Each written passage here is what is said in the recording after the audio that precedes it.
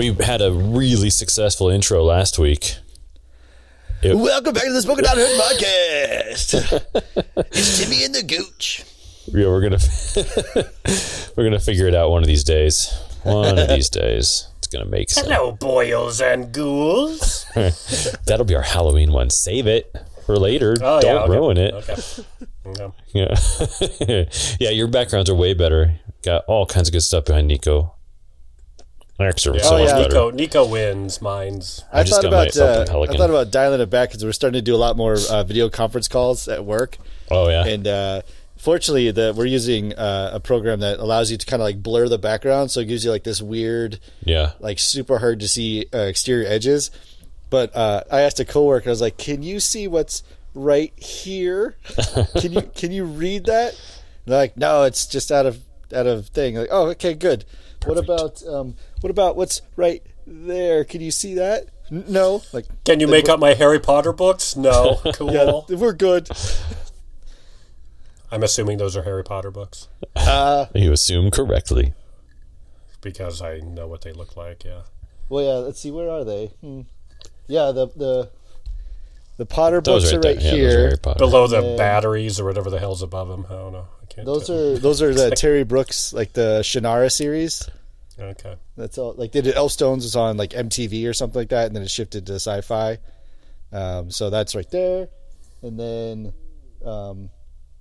like the I don't remember, I think it's Cassandra Clare, she did like City of Bones, and they turned it into a movie, but it's a YA adult, it's a young adult, a YA novel. So there. But this stuff right here, these two rows are I think like 12 years of Playboy. Oh gee, 12 years? Wow. So what kind of condition are they in though? They're all stuck together. Yeah. Neat. Well, they're all relics now because they're not. Playboy's no longer full nude. Yeah. Do they? Yeah. They still exist? Yeah. It's all digital. It's more like Maxim now. Yeah. I think I actually like. I've heard. I have when they, this is gonna sound terrible. When they made that announcement, I canceled my subscription, but I got the very first transition after Hefner died and his son took over. I got like the very first.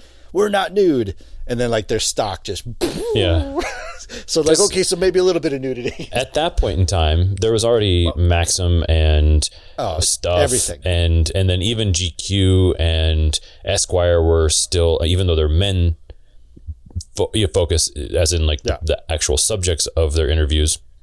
It was already a saturated market at that point. Playboy 100%. Had the corner on the other market, and they're like, let's jump into one that's way less lucrative. But what are you gonna do? But was it? Because I feel like the second Hefner died, it was like... Well, I mean, he was like, the magazine was on its way out. I think it was more just like a nostalgic type thing of like, hey, this guy started this thing when it wasn't a thing at all. He started the club in Chicago.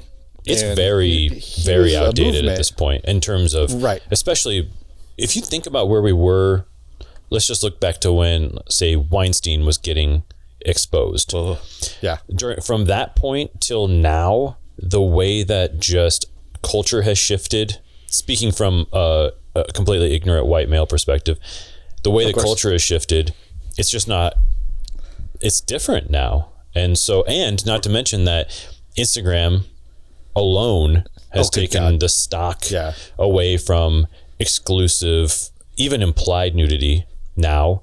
Patreon, OnlyFans, all that kind of stuff. Blame just like straight up the internet because it's true. You know, it used to only be print media and delivery by print media, and then when the internet came around, this will date ourselves. Like there's days where you would wait for the image to load line by line, so that like you would click something and then 5 minutes later, the image may or may not show up. Or it's like it did that and then it failed. Like those days are gone. Like there are gigabit down speeds now where there's a plethora, if you will. That's a good word. That you don't need. Like there's the exclusivity of what Playboy was and stood for is gone. And then with the whole nature of it being like I read it for the articles, it's like, okay, well, the article started to go down too because like once publication goes down, they can't pay the writers and then the writers drop off, and so it's like it was a media that had its time and place, and it has passed. And they tried to resurrect it. I think they do have a digital presence now, But that's and weirdly, even today, still media, as in things like magazines, newspapers, are historically the last to move on becoming a digital presence, and that's fascinating to me. Even now, there are still some physical publications that are still fighting against the idea of becoming digital or going all in on digital or having presence on Instagram or Facebook or wherever. It's really interesting because they were first in their field in some respects and then last to the new media. Now welcome to the new world where Instagram and Facebook have way more cachet in society than any of them ever did. Oh, absolutely. Mm-hmm. Yeah. It's Move over, news. I've got my memes. Right. Yeah, right. Speaking of memes, I think the last one was a killer one, Eric. If you haven't followed Eric on Instagram, @EricProp, he's creating some killer memes. I mean, they're heady. You got to think about it for a second. You got to really dig in. I'm not good. It's good, though, because I think unless you can really appreciate having how you figured out how to put opera glasses into a cartoon's hand, unless you can appreciate that, you don't deserve it. Yeah, it was great.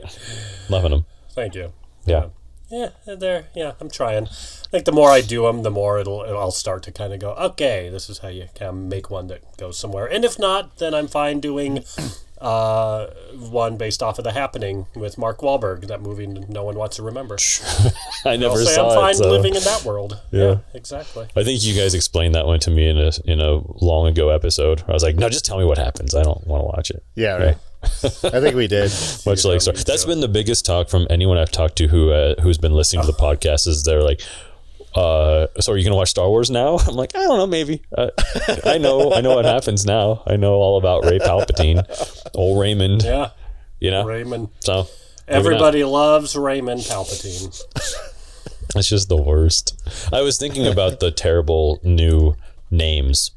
I feel like the last three films just. I think maybe the prequels had worse names, but these were pretty bad too, like Maz Kanata and things like that, where it's just, I don't like it. Kit Fisto. It's got that weird, like... that's a great one. The Game of Thrones thing where, you have Tyrion Lannister and then you have Ned. Yeah. And Ned, yeah. Well, yeah, they always had some interesting... short names, Matthew, Matt, Nicholas, Nick, that kind of thing. But that was like Ned Stark was short for Alabaster. You're like, that doesn't really work. Yeah, right. Yeah, I think there's more like neutered. Exactly. The naming thing was interesting. Mm-hmm. Just in like because you've got to create stuff that never existed. So like Maz Kanata, you don't know her story, or you've got. Like the Conja Club, like all the stuff you got to make up, and it's like, all right, let's just throw a bunch of consonants and vowels at the wall and see what happens. Because I think we talked about it before with Star Wars. There's so much culture that has been fan created that somebody's said it or done it before, or you'll come up with the name and they'll be like, actually. You're talking about Grab Screwbo. He's Grab from Triberius. Yeah. Well, when I wrote the little Star Wars short that was probably we were going to shoot, this spring, but obviously not happening now. But that was part of the fun, was creating the names, and maybe my names are just as bad. I don't know, but creating the names that seem kind of cool. Mostly just using a lot of like Hindu, reference because sounds cool. Yeah. But then also creating their backstory. I spent a lot of time on Wikipedia, looking up history of things, and then creating a backstory for the characters. So all of my characters have a solid backstory, but maybe not something that you'll reveal for a while in the script or in the story as it unfolds throughout the episodes. So yeah, but that was really fun. It was fun going on Wikipedia. But you're right about that though, where I'll be like, oh, okay, so this character does XYZ and their name is this and this, and then you find a character in the books or whatever that is exactly that already. You're like, oh well. It's been Yep. Okay. What kind of helmet is that? Which kind of clone trooper is that back there, Eric? So it's for my project. Whenever I get to later scenes where I introduce the trooper, he's part of the wolf pack. I can't remember what their number is. But yeah, so they have like jetpacks. Oh, fun! They're pretty cool. Wow. Apparently they can fly now. Pretty cool. I've been playing every now and then the new Star Wars Battlefront 2 with my brothers online every now and then. And first of all, latency, lag on the old internet is a real thing. Just playing it when you got 100 megabits per second versus 15 is different, like much different. You are not a good player at 15. But you got to drop all your video and sound settings basically into the basement. Yeah, I probably should have done that, actually. It's a good idea. I didn't think about that. Just so I can actually have some gameplay, because it wasn't working. But every character, game tip. Yeah. Right. Hey gamers, pro tip here. Good. If you're stuck in the middle of nowhere in eastern Colorado, drop your graphics down to 2-bit. Not black and white. That's all you gamer. need. That's a smoking hot tech tip. Smoking hot tech tip. You're welcome. I forgot about the air horn. Need more air horn. But yeah, every character in there has their own little tricks, but they have different. Your base characters are like your just basic stormtrooper, and then like the heavy stormtrooper with the big gun, and then they always have like a rocket trooper and that kind of thing. So whether or not they're part of the actual and the one who's like wants to be an artist and he's not really into it. Yeah, they got all of them. Yeah, it's like tuck your hair in, trooper. My dad made me sign up. It sucks. TK's like the worst 2 letters ever. Can't even show off my mustache. It's a stupid helmet on. Yeah, it's a sweet mustache. That was what I was thinking about when I was talking about the names too. Is the portion in Force Awakens where Isaac, what's his name? Who plays Oscar Isaac? Poe. Oscar Isaac. Isaac Poe Dameron. And God bless him, because he's an unbelievable actor, and he couldn't even really pull off the terrible dialogue of being like, FN, well, that's terrible. Let me think of something off the top of my head here in the middle of a what are we? Oh man. Well, let's just go with Finn. How's that sound? All right, go team. I like it. Just, it's like Finn. I like that. Too much, just too much. And J.J. Abrams going, just go faster and more energy, and I'm gonna do this with the camera, and then there's gonna be lens flares. It's gonna. Don't worry, guys, it'll be fine. It's gonna be so good and once then you edit it. When they're like, but I'm just talking about ordering a sandwich. Same thing. Yeah. Just go fast and run. You gotta run when you're ordering this sandwich. What kind of sandwich do you want? Jimmy John's.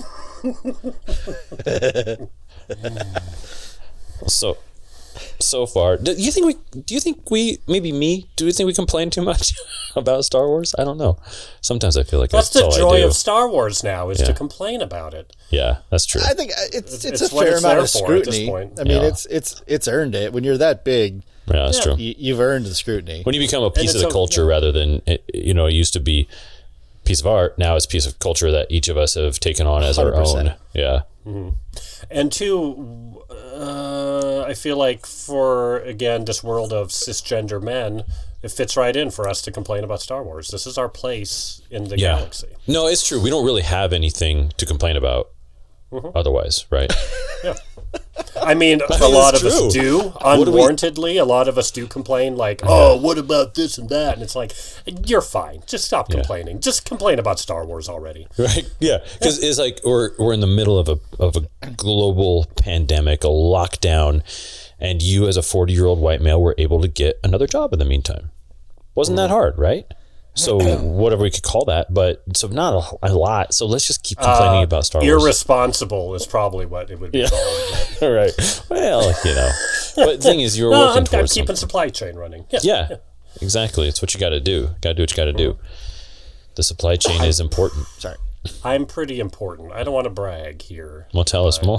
Kind of a pretty big. Yeah, I'm a pretty big deal right now. Yeah. How are you going to get your Cocoa Puffs without me? I don't know. Did you stock Cocoa Puffs today? I did. Oh.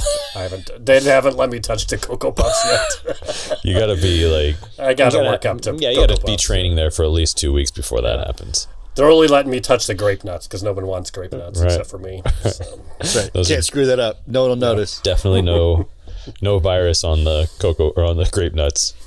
No one's touching those. Mm-hmm. Nice. Only my virus. Yeah.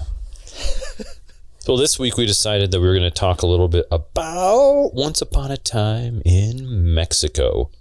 Hollywood. Let's start over. Once Upon a Time, the TV what did show. you guys watch? Yeah. Which one did you guys watch? The one with Cinderella, right? Yeah. That was Antonio Banderas. No, damn it. I watched Princess Diaries, so I'm ready to talk about that. I'm down.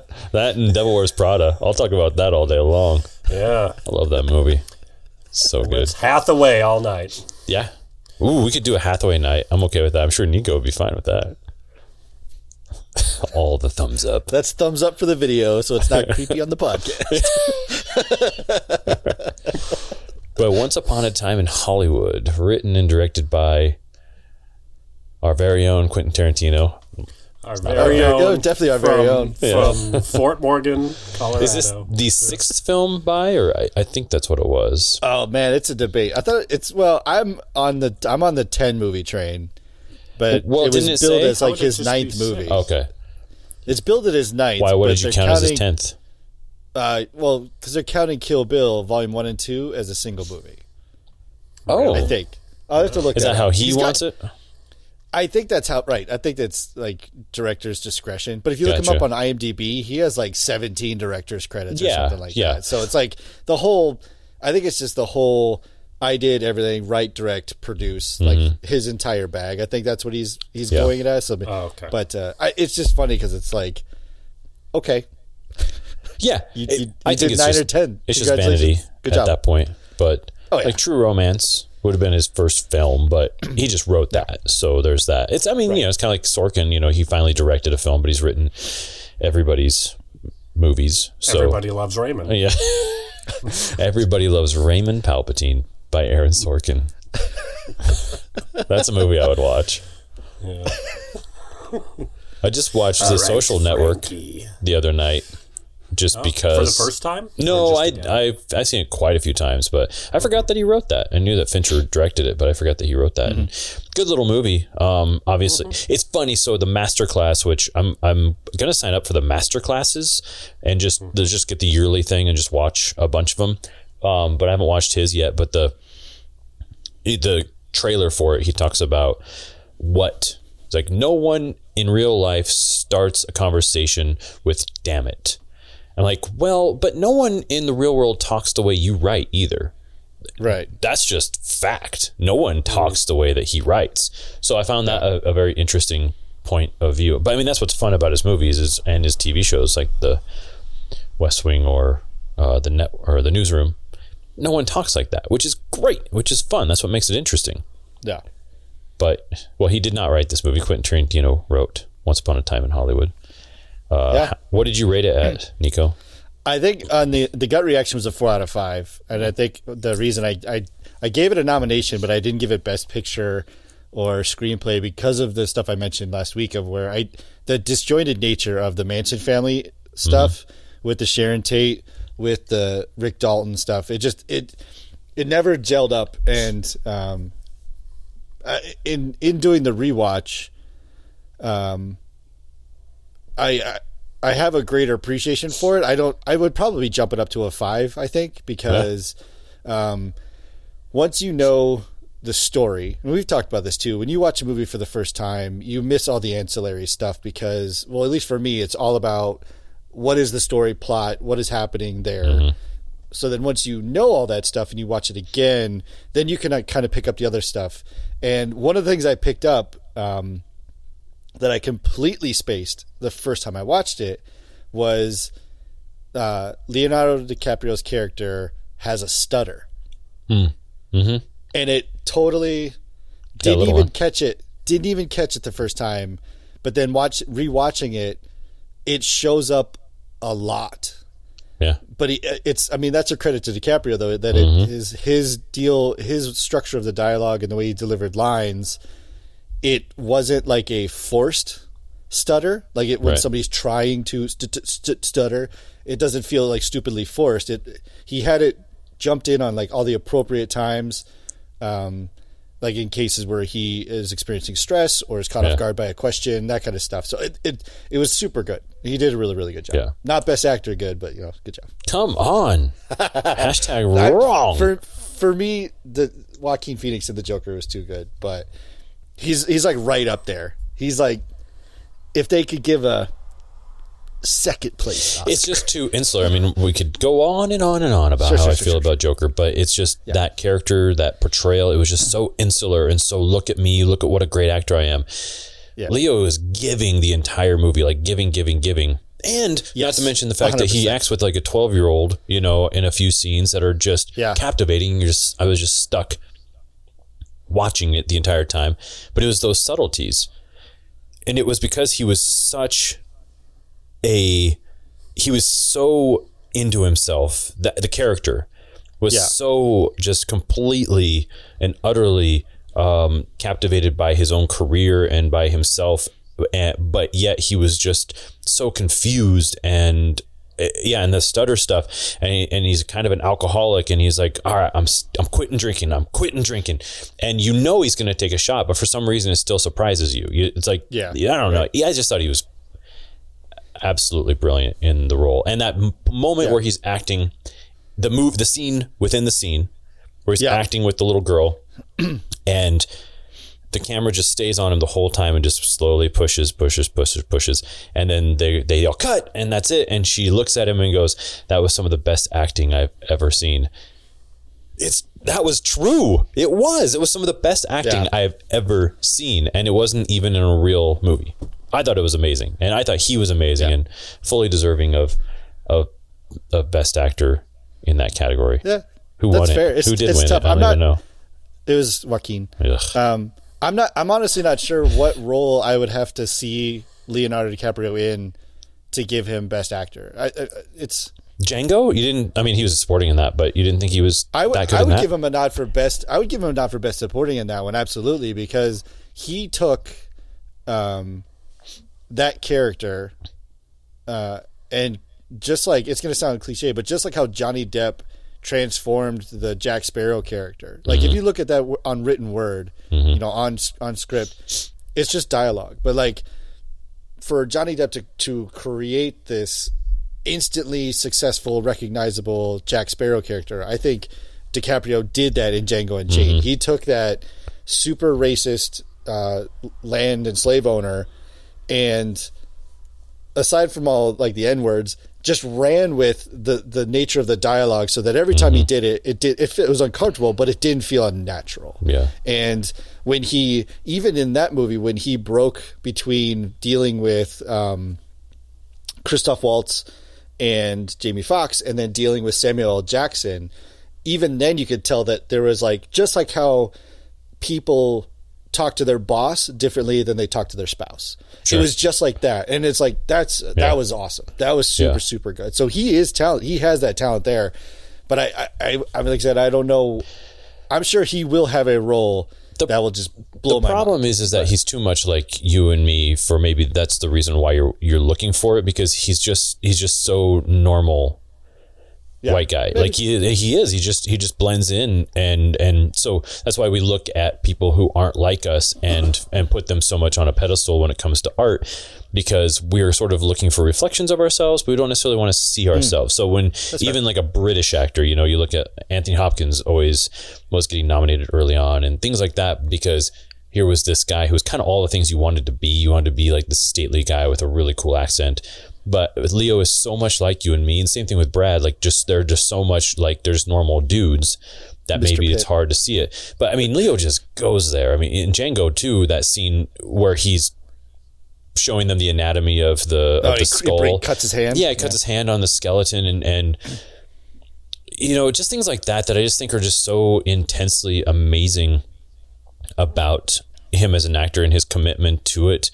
Despite the hate, despite the everything that I think he gets thrown at him for being as successful as he is, but I thought he was great. But also in that role in Once Upon a Time in Mexico, Hollywood. I don't know why I keep saying that. it could have been a supporting actor. I was kind of on the fence about the why argument that he was. Yeah, why that and Brad's character, why they weren't, because they were kind of both supporting actors, really. Yeah, I mean, there wasn't really a main character. It gets really tricky when you have the scene, like when Brad, well, he has the last, like the we'll call it the fight scene.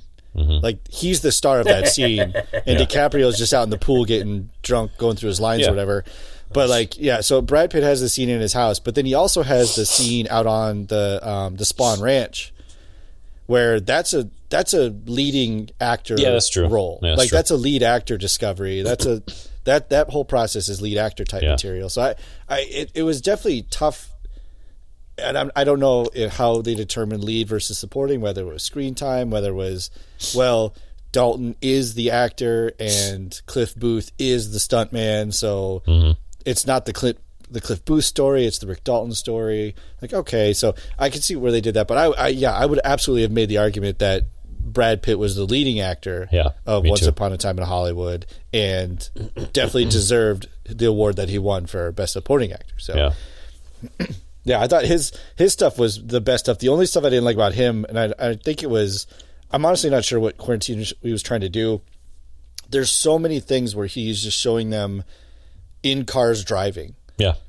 Like there's the stuff with Roman Polanski and Sharon Tate where they're going to have dinner or whatever, and he just follows them down a Hollywood winding road for like 15 minutes, and you're like, all right. And then Brad Pitt driving around the Pacific Coast Highway, and I don't know if he's just doing that for establishing shots or I think that was one of the things that when I originally watched it took me out of it, because it's like I'm not sure what this is doing in 5 minutes that you couldn't have done in 30 seconds. I think that there's an element of it's a little self-serving, because as a person who's so familiar with the area, I loved all of that because it was familiar to me, but it was a bygone era that I would have loved to have been a part of in LA. And so that's why that was sort of interesting to me.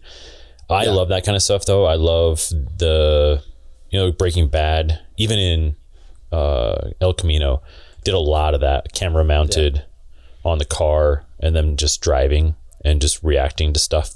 I love that because it's exposition in a weird way, but it is definitely self-indulgent though. But it's kind of cool, like seeing him drive around in that cool car and old Hollywood. Well, yeah, I mean, I appreciate in the second watching, I appreciated those scenes in the sense that it helps you. It almost gave like Brad Pitt and those people a chance to develop the character. You know what I mean? So it's like that's the way that he drives a car is the way Cliff Booth drives a car. Yeah. So establish that, because you don't know who these people are, right? So showing him bomb around in his boss's car, but then like jump around in his little junker later on. I think it's all character processing. But the first time you watch it, it's definitely like, all right, let's move on. You know, but I think that's definitely a style and a decision, and on second viewing, better. Because again, when you first watch and you don't know what's going on, you're looking at everything as like, how is this moving me forward? How is this moving me forward? But the second watching, you already know what the overlying structure is. So stuff like that, you can just kind of enjoy, right? You can look around. Like at the beginning when he is approached by Al Pacino's character and they're at Musso and Frank's, world famous restaurant in LA. I was fortunate enough to have the opportunity to actually go there a while back, and I would swear that they did zero set dressing on that road that it's in. Like that is probably how it looks today as it does in that movie, because it is this interesting little part of that of North LA that I would almost guarantee those streets all those signs were just there. Still there. They didn't have to do any touching on it. It was all touched up. So that was super cool. It was the kicker was just the whole the mingling of the Manson stuff with, because you could have told the Rick Dalton story without the Manson introduction at all. You know what I mean? Like you could have taken all of that out and still had a solid movie. Yeah. I like the sort of historical fiction. I like the retelling of things that we know, stories that we know. Sure. When we were kids, there were some books that were historical fiction, choose your own adventure. So it was, Billy and Polly at Pearl Harbor. And so you kind of choose your own adventure going through Pearl Harbor. I like that kind of stuff. And he's done that a lot with little bits and pieces, Buddy Holly's and Inglourious Bastards. A lot of things. He just throws those in. I thought it was cool because it was almost like, this was how I took it. And he may not have intended this at all, but it was almost like an homage and a way to sort of bring Sharon Tate back from the dead in a way. Yeah. Because he took this alternate past and said, well, what if these people entered a different house and they were all killed by this really interesting character and his famous friend, and Sharon Tate lived forever? What if that was the real story? Yeah. And I think we love Margot Robbie so much, and it was devastating to think, because I didn't know anything about the film when I started watching it. Devastated by the idea that she, just this beautiful character, but this person that we've come to love as an actress, is pregnant and her character dies, and you're just like, I don't want to see that. And so when this alternate history takes place, it's almost like allowing her to live a little bit. And nobody knows Sharon Tate, and all that we know about Roman Polanski is that he, is a teeny bit of a pedophile. It's just on paper, so that's all we really know. We don't know much about them. And to sort of retell their stories in a way that's uplifting and positive, despite the fact that it was, a gruesome sort of, violent movie in some areas. I thought it was I just loved it. It was almost like, well, what if history really was this, and Sharon Tate lived forever and they had their baby and Roman Polanski was very happy? Like, what if that was the case? I liked it. Yeah, I think it was definitely interesting. I mean, I think some of the stuff that threw me off too was because it wasn't advertised as a Sharon Tate memoriam. That's not how it was marketed. That's not how it was advertised. So the part where this could have been something that actually happened, where she went and sat in and watched The Wrecking Crew, the movie that she was in. They have that whole part where she goes, but she was buying a book for Roman Polanski, and then she walks across the street and tries to introduce herself, and they're like, who are you? What? And they think she's somebody else. And then they take a picture with her, and then like the theater owner was like, oh, do you want to watch a movie? And then she's watching a movie, and her scenes come up, and she's giddy, and she's looking around, and people are laughing. It's like, it just felt like, where's this go? Like, what is this? What is this doing other than, giving her a little bit of like screen time and respect? And the fact that they showed actual footage of Sharon Tate, but then had Margot Robbie watching it. Like, I'd almost be interested to see if, and I'd have to watch the commentary. I'm curious if that's like they literally watched the whole movie, and Tarantino just had a camera on her the whole time, and then just cut out parts of reactions to get honest reactions and stuff. Because the parts that they showed, granted, it was the scenes with Sharon Tate in it, but it felt a little too kooky just to be like specifically scripted. Like, okay, so now we're going to watch the fight scene, and then maybe they had a good reaction to it. Then they showed her training with, Bruce Lee. So it was like, without it being touted as a Sharon Tate memoriam or whatever, the stuff with them in it was just like, for me, it just didn't strike as true or strong as I think the intention was. Because it was like, I need this to go somewhere. You know what I mean? Like, other than like just revising history that the Manson family doesn't kill them. So I don't know.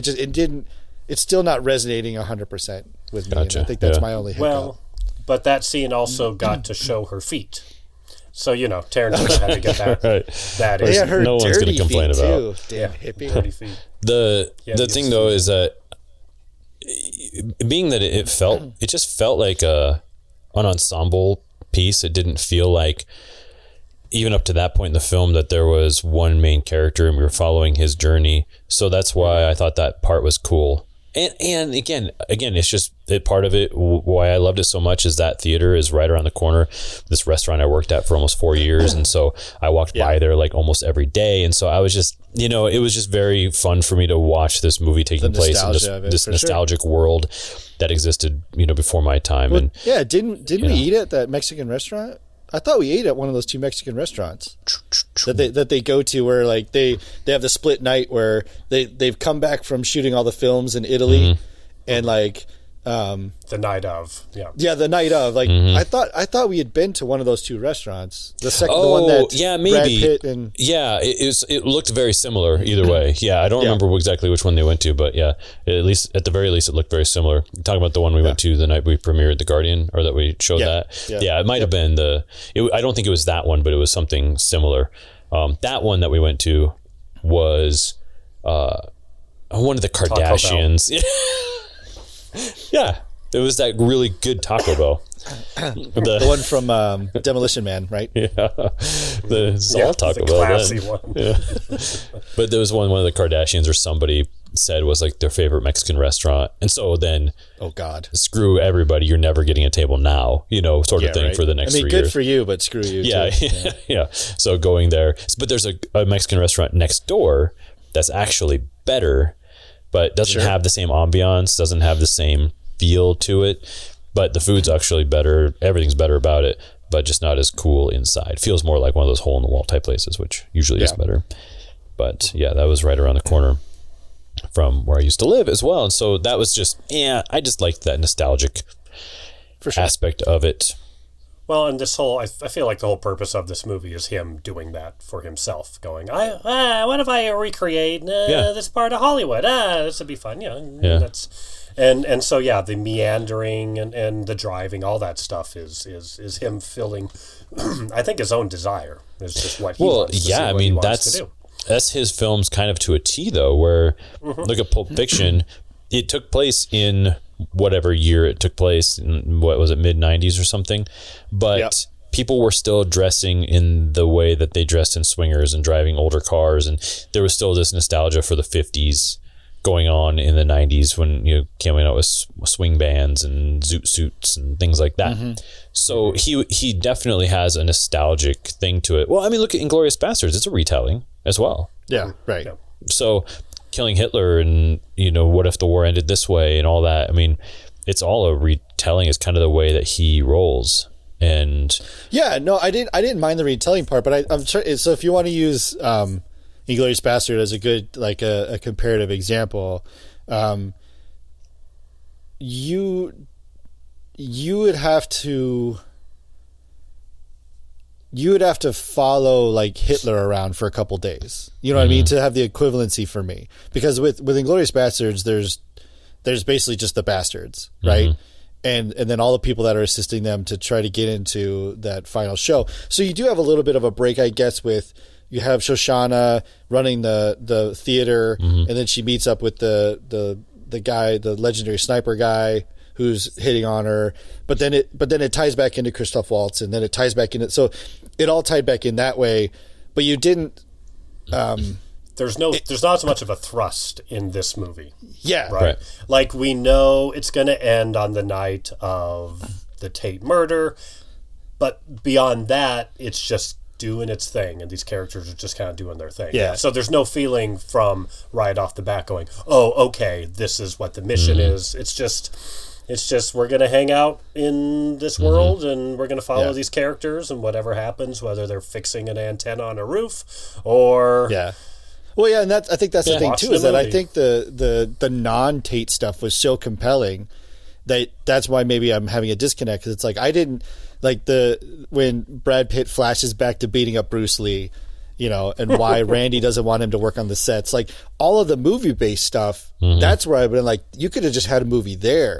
That's why it's like the Manson stuff just felt like maybe just ancillary extra of you could have completely left that part. You could even had it just as a walk-in later on. It's just like, oh my God, that's right next to Sharon Tate's house, like, and not deal with Sharon Tate at all. Like maybe have him bump into the Manson family a skosh, but not make it a big deal.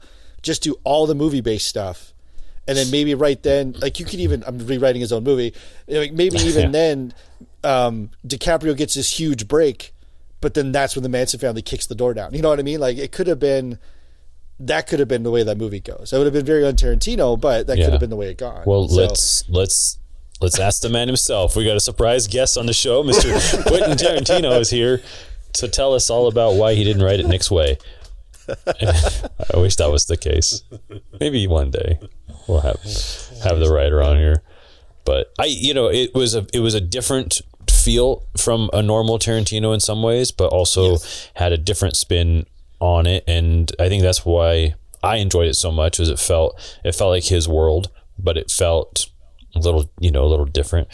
It felt a little bit more like Jackie Brown, than maybe The Bastards or something like that. But sure, I thought it was great, and I loved it. And I thought it was nice to see like Kurt Russell pop in and Pacino pop in, and Bruce Dern was brilliant. That was another thing that was weird to me too. Was that oh God, you just said his name. Bruce Kurt Dern? Russell. Kurt Russell. No, Kurt Russell. So Kurt Russell narrates the movie, right? Mm-hmm. But why? You know what I mean? Like, it's not super consistent. Yeah. Like it happens. Does it happen at the beginning, and then maybe a little in the middle, and then at the end, it picks up hard. Yeah. Leading so it's into like that night. So that was like. Ask why, waiting. I think that he was the storyteller though, because he was telling the story of Brad Pitt's character's past. So he was sort of he was, even though he was a character in the movie, he seemed to be the guy who had the most history with our main character. And so maybe that's why it made sense to me. Or I was just like, keep talking, Kurt Russell. You got a great voice. Yeah, I didn't mind it, but it was definitely like it made me. It triggered something in my brain about, okay, Kurt Russell's going to show up again somewhere, right? But he didn't. He just had that one little snippet, which was a great scene. The whole the whole Bruce Lee, Brad Pitt, like that entire scene is gold. So, but that's an interesting point, though. From your perspective, it was kind of pointless, though, don't you think? Which part? I mean, it was sort of ancillary as well. It was just kind of like, here he is in a fight with Bruce Lee. Like, what was that? But it sets up his capabilities at the end. Yes. Gotcha. Right. Okay. Yeah, so it shows that he's a little bit of a badass, but it also gives him a little bit of an edge of why they have like not their falling out, but like the end of their work, and so it just establishes. Yeah, Brad Pitt is a badass. Yeah. I thought it was awesome. It was a different spin on Bruce Lee than I thought, because he was kind of like this kind of cocky, braggadocious sort of dude. That was cool. And the guy who played him was great. I love that scene. Yeah, I'd have to look it up, but I thought I remember reading something about either that was cut in China or edited. Because I think people got very cranky about it. Yeah, because you can't disparage how often their have you met national your hero, and how well has it gone? Reality versus how you want to remember someone is so. Which I get too. It's like, there's the minority character, and you're making him an a-hole. Yeah. Okay. Sure. I get that. But there's nobody's a bigger fan of anything even remotely Asian cinema than Tarantino. True. You know what I mean? Like that's like his thing, and so he's not going to do. He's not going to do something. My Tarantino story is, what movie was it? Oh man, I can't even remember. But the restaurant I worked at, which is right around the corner from the theater that's in the movie, in Once Upon a Time in Hollywood, it was not a movie that he had directed, but I believe he had produced it. It wasn't Crouching Tiger or anything like that, but it was something from Hong Kong, I believe, that he helped produce to the States, sort of helped distribute it here. Or like distribute, yeah. Yeah, I have to look it up. But anyways, so it was this massive film premiere that, that was the whole rumor, is that Tarantino was going to show up. And so all of us were like freaking out a little bit that he's going to show up. And then he did show up. And he rolls in through the front door with like 4 or 5, I'm guessing Hong Kongese women, and like just on like straight up old school, just like rolling in with like 4 of them. on his arms, and he's just sitting there just like holding court at this table by the door, like chilling out with just this pile of girls. And it was just like, I mean, that was exactly what you wanted to see, you know. It was like, there he is, right. there he is doing that thing he does. And it was fascinating. Just Quentin being Quentin. Yeah. Drinking, whatever. Did they have to take their shoes off when they hung out with him? Oh yeah, definitely. That was the one and only time that I ever saw him there. But it was definitely one of those moments where you're kind of like, God, it's one of the few fanboy moments that you get. Oh yeah, I'd imagine like certain people, it's amazing too that how they just carry, like, I don't call it an aura because that's a little too much, but there's a certain air about a certain set of people that when they walk in the room, it's an attention grab immediately, just like, huh? Like, and they can command that. You see why they're stars. You see why they're so captivating on film is because they are a captivating human just in general. And you get a lot of those people who are, part of the reason is that they're so unbelievably engaging. And I saw a lot with a lot of the people when the restaurant in Santa Monica that I worked at got way more celebrities there because it was sort of a hole in the wall, kind of tucked away. So I got a lot of people who showed up, and that was, you saw that, like Emma Stone was a great example of that, where total 1,000,000,000% just like girl next door, and you just fall into this conversation with her and you don't even realize because she's just so engaging and so her personality is so amazing. Robert Downey Jr. was like that too, where you're staring at him going, I'm talking to Robert Downey Jr. right now, but I'm also feel like I'm just talking to somebody's uncle. Yeah, just talking to Bill a Murray guy. was like that too. You know, you're like, I feel, because legitimately thought I was just talking to my uncle. Like, it was just that. But here's a guy that you grew up with, right? You grew up with him in a way of seeing all of his movies and watching some of his movies a billion times. So you do just feel like you know the person. And he's such a giving human. Like, he just loves engaging with humans in general, not let alone his fans. And you would see people come up to him constantly.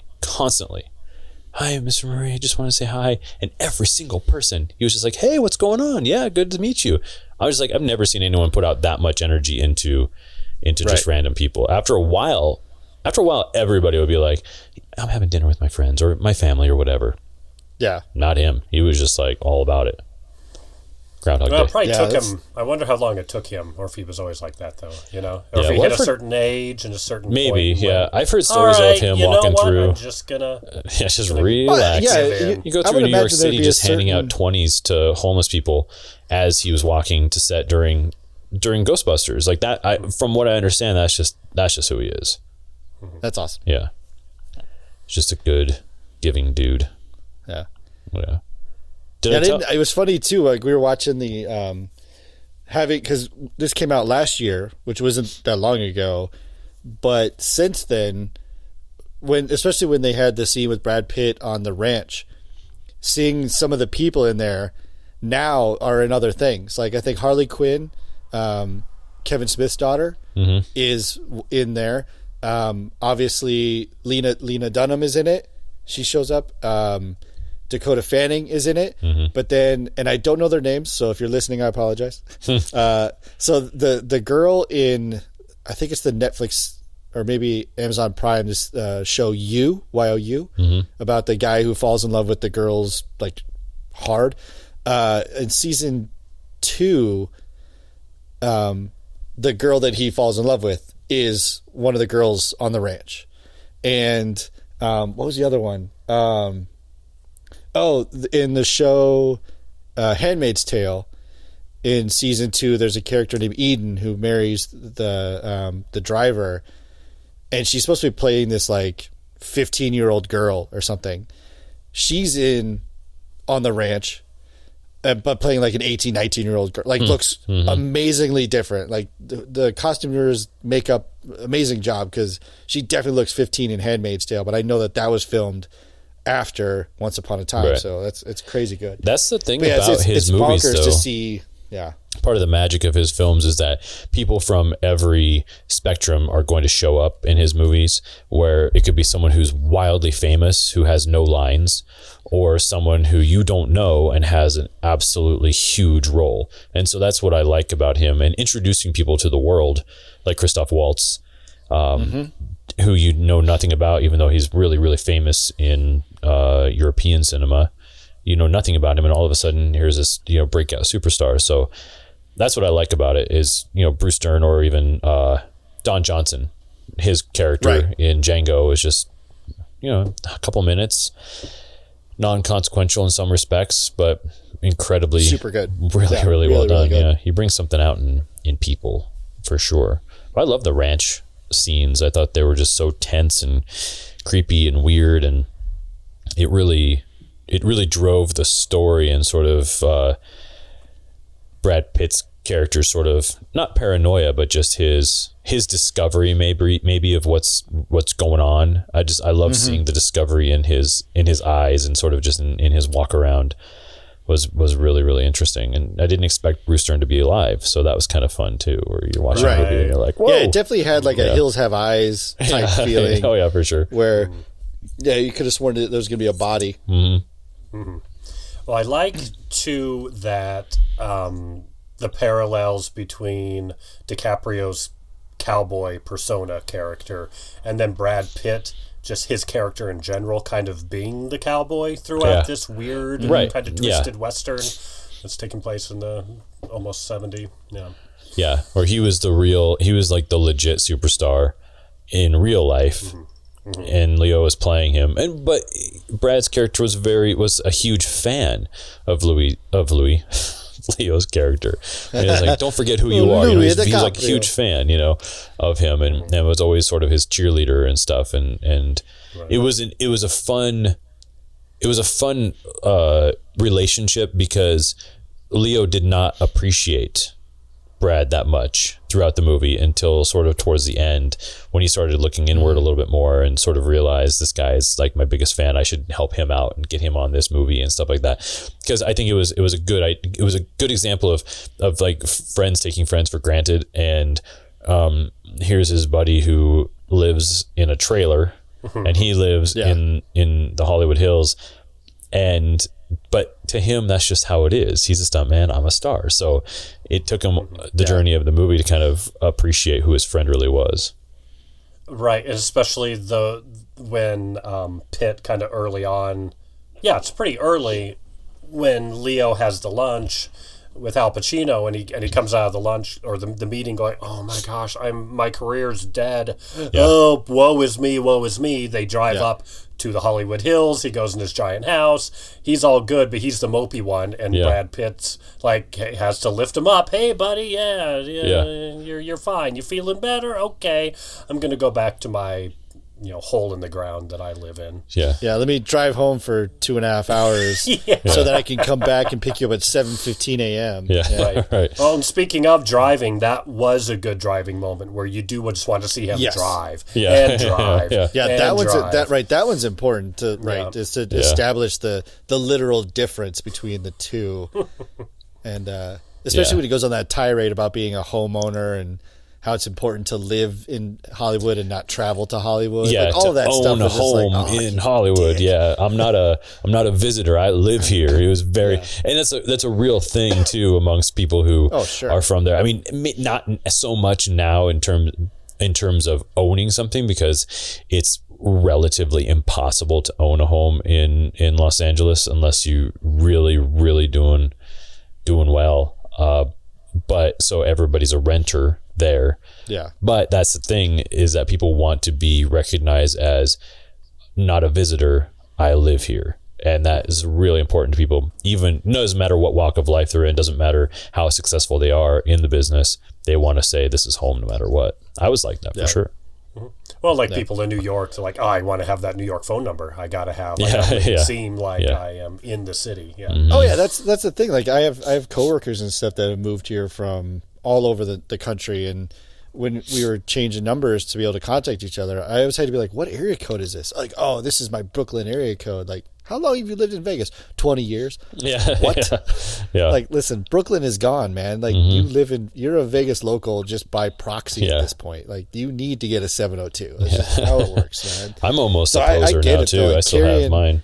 My 310 number. Yeah, well, I mean, in the world of cell phones, it doesn't really matter because that's true. Because my phone number in your guys' phone is Matt, and so it doesn't really matter what it is. Not my phone. Yeah. What does it say? Dipshit. Tell me more. Captain Happy Pants. Sure. I've still got my Colorado number. Yeah. Just for that. Are you a 303 or a 970? I'm a 303, I believe. Yeah.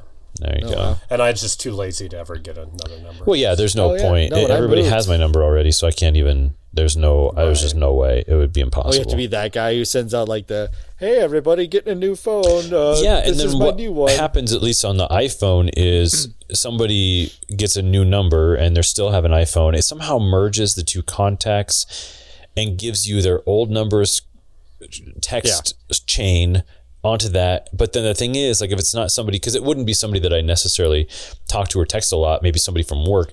And then I go in and I type that person's name and I'm like, okay, Joe Smith. And then it'll give me two options for their number because I never deleted the old one. Now I'm just confused. So it's a very helpful feature. The maintenance. Yeah, it's just high maintenance. So there would be no point. And also, it's just kind of, I don't know, I like having it. I did. I was totally that guy, though. It is funny to me because I asked him for the 310. when I moved to Vegas, I think I had my Colorado number for just enough time to get a Las Vegas number. Right. Yeah, I cut it loose super fast. Do you think Vegas is home for you now? I mean, for the long haul? Yeah, absolutely. I would argue that I grew up in Colorado, even though I moved there when I was 10. I mean, I grew up in Colorado, but Vegas is home. Like I am a landowner. Yeah, you are. Of a home, all that stuff. It's very important to own a home in Vegas. This is the longest I've lived in one location, literally my entire life. Yeah. So I've been here for 16 years. Oh, wow. Which is definitely the longest of any of the state-based That's crazy. stints. So was it something that you wanted to do? Did you ever say when you got the job in Vegas, were you like, yeah, I'm going to Vegas, I'm staying there, or did it kind of grow on you? Because Vegas could be a rough town to live in if you have certain vices and things like that. Oh, no, absolutely. I always tell people that moving to Vegas is the greatest 3-month vacation of your life. Right. But then you realize, crap, I live here, so there are bills. Right. So I think when I moved here, how old was I? I was 24. Yeah. When I moved here. Just a baby. So yeah, just a little guy. So at that point, when you're 24, like, you don't know. Mm-hmm. Like, Vegas was an unreal fantasy at that age where nobody, I mean, especially growing up in a small town in Colorado and going to school in like Indiana and Denver, like Vegas is a myth. It's not a real thing. It's not what people actually do. Mm-hmm. So when I got the opportunity, I jumped on it. Absolutely. But then I've never been much of a traveler type person. So like once I get in and then settled and form like patterns and stuff like that, I'm good to go. Now, last year when I was unemployed and looking for a job, there was definitely moving potential for sure. Mm-hmm. And it was a real discussion that happened, and same thing came up, was like, are you going to miss Vegas? Like, yeah, I'll miss Vegas, but I've always been kind of like the wherever I am is home. Yeah. And feel the same way. I think I will definitely miss things. Mm-hmm. Like I miss things in Colorado. I wasn't that old when we left Iowa, but there's definitely parts of Iowa that I have memories of, but I know that they're there, or even like it's funny because like when something that is nostalgic like that for me, like we went somewhere and we were driving back through and there was a restaurant that we used to eat at in Iowa. It was on the river, and this is a small tangent, so I'll be brief. No, but please. They had so everyone listening and watching, imagine a loaf of bread. Like you go to the grocery store and you get a loaf of bread. Okay. Now imagine instead of being a loaf of wheat, you know what, 9 grain, just for the listening audience. So that's the flavor. So just the standard, like if you were asked you give somebody a piece of paper and a pencil and say draw a loaf of bread. So that standard classical image. Now imagine that's a lobster tail. So there was a restaurant on the Mississippi side of Iowa that was called the Captain's Table, and it had to be special order or whatever, but it was literally like a 9-pound lobster tail. Yikes. It was insane. And some of the stuff that we did, like there's a bike ride in Iowa called Ragbri, which is a ride across Iowa. So I did that for a couple of years, and like as my personal reward treat or whatever, we went to the Captain's Table and ate a 9-pound lobster tail, which is just insanity. But that place is closed. Like it's not there anymore. Now because the nostalgic part, all the lobsters are dead. Yeah, also that. Yeah. God, but like the nostalgic part of me is like, oh, it's gone. But I'm not like that heartbroken. Like, no, that was a thing and it's gone. I think if like stuff closed in Fort Morgan, like I saw an ad for. I think you actually shot the ad for the business realtors who are looking to sell like the skate park. Yeah, that's right there by behind Arby's. Like I remember fondly, like we used to play roller hockey there, and so like I have memories there, and like but like if we went back home and that was changed into something else, I'd be like, oh, I wouldn't be necessarily heartbroken or feel like something was lost. I'd be like, oh, okay. Yeah. So I think that would be the same thing here if I had to leave Vegas, and then wherever I was, that's where I am, and so there'd be parts of Vegas. So I'm like, oh yeah, I miss that, or I was nostalgic about it. But if it changes, it changes. I mean, I changed, so in theory, I guess if I'm allowed to change, it's allowed to change too. I feel the same way. I think that's a great way to look at it. How long have you been in Boston now, Eric? At least 16, maybe 17. Yowza. Yeah, a very long time. So, and that was, initially, did you have designed to go to BU, to go to grad school? Was that initially in the cards? No, it was grad school for Julia. Yeah. That's why we came out. Yeah. She did that, and then I just happened to get into BU, like kind of overnight, essentially. Yeah, just throw in an application. Well, the teacher, the head of the program just wasn't very good at outreach. And so it was like August, and they had no one. It's usually they have like only two students in for each year, and there was nobody. And so, someone I was working with at the time, she was, finishing up her summer break, and she was set design. And she said, oh, you should just, see if we can get you a meeting. Had a meeting, and they were desperate, and they were like, that was that. Hey, that was that. Tuition-free school. Do you want it? And it's like, okay, yes. Yeah, yes, awesome. please. Damn. Yeah. Masters, sure. Yes, I'll take it. Do you see Boston as home for now? Right now, but yeah, I'm a little, or maybe I'm the same way as you guys. I don't know that if I look ahead like 30 years, I say, oh yeah, Boston. I don't know. It's pretty misty and murky looking at the future. So. Well, life is misty and murky at the moment for all of us, and that's what's kind of interesting about it. It never have in my life have I been so sure about where things were going, and so determined, only to have it completely changed out of nowhere. And I mean, this is not just my experience. This is the experience of millions, if not billions, of people. Species. Exactly. Of humans. And so, but that's the thing is that I don't think that I have ever, whenever I've decided something is a thing, that's when it seems to change. So it's like that with places that I live, where I decided that LA was home. This is where I was going to make it all happen. And then everything changed. And so that's just how life is. And so home truly is where you hang your hat. And I think human beings are unbelievably adaptable, and we're able to change our sort of perspective easily, or should be able to. And just kind of find yourself happy with where you are. It's interesting. Especially when you need to. Yeah. And I'd say I'm a person who is more resistant to change. I'm a person that kind of likes having what I know, what I'm comfortable with. And so that can be a fault at times, right? Where other people are kind of like, I'm just going to jump and do whatever, and I hate sitting still too long, and I'm going to go here, there, and everywhere. And for every person, it's whatever works for you. But, But at the end of the day, we as people are much more resilient than I think even we would give ourselves credit if we don't. So I think people are definitely going bonkers right now with being home alone and stuff. It definitely is affecting people differently.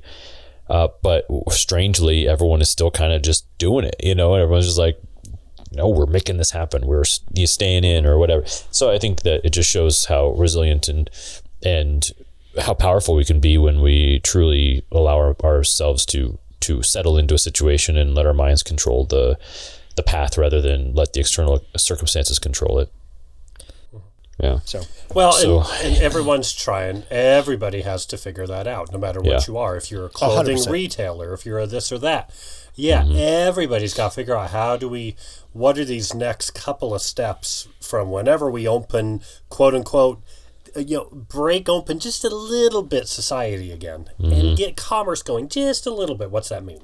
And how do we do it? In every facet. Yeah. And it's changing everything for restaurants and bars and all those sorts of things too, where it's just, I hope that it maybe also creates. I hope the bartenders just shoot the stuff at your mouth. So it's all just Senior Frogs. Just make a margarita in my mouth. Just make it. Just shoot it from across the bar, 6 feet away. Yeah.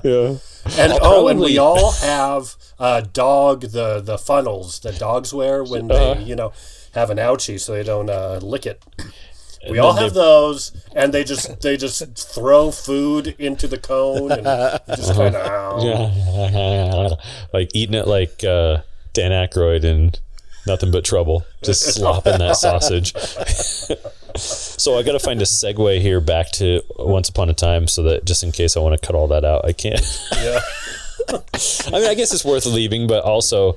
We talked about how what we consider home, and the way that Tarantino treated the visual representation of LA definitely gives you that sense that he's very proud of LA. Definitely. And he took that opportunity to use it as a showcase for, let me show you some of these really eclectic parts of my town. Let me show you Spawn Ranch. Let me show you this drive-in. Let me show you these theaters. Let me show you the road, Musso and Frank's, like all that kind of stuff. Like he definitely took that as an homage to show some really, really cool parts of LA because he's proud of it. I mean, it's his home. That's where he does his thing. So yeah, and that was what drew me in. Pretty much why I loved it so much, and why I thought Joker was terrible, because I'm not a big fan of Gotham City. Just don't. I never lived there. Wasn't that like Pittsburgh or never Philly enjoyed it? Something like that. It doesn't matter. It was a dumpster fire of a film. Doesn't matter where it took place. There's no charm in the Joker purposefully. No, there's no charm or nostalgia. Oh, it's just awful. Just awful. But I don't know why I was so mad at it. It's unnecessary. But, what are you going to do? I feel like all of our conversations come back around to me hating the Joker and the Guardians of the Galaxy movies, and then just complaining about Star Wars in general. But that's all right. I guess it's an okay place to be, I suppose. Yeah, it's fine. But home is where the heart is, and I thought there was a lot of heart in Tarantino's films, and that's what makes his films sort of difficult to understand and difficult to swallow from people who only see one side of it. Maybe they only see the violence, maybe they only see the objectification of women, maybe they only see certain things about them, but I think that's what makes him really complicated and interesting, is that his movies are so deep. They're very funny, they're borderline comedies, and they are sort of historical fiction in a way, but then there's a lot of heart in these films. You have these surprising moments of compassion and surprising moments of friendship and heroicism that happen throughout the course of his films that you don't expect. And I think that's what makes his stuff special.